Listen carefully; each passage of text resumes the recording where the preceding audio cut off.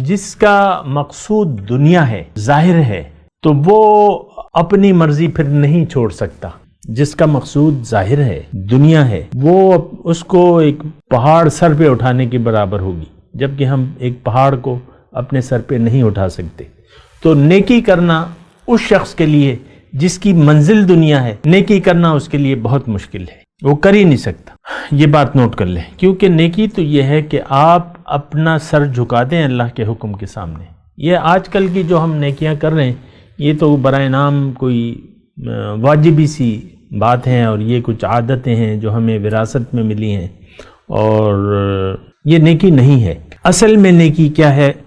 وَلَكِنَّ الْبِرَّ مَنْ آمَنَ بِاللَّهِ، قرآن میں ہے، اللہ تعالیٰ فرما رہے ہیں نیکی یہ ہے کہ تم اللہ پر یقین کر لو، ایمان لے آؤ کہ ہاں اللہ میری منزل ہے، میری منزل دنیا نہیں ہے۔ تو نیکی یہاں سے شروع ہوتی ہے۔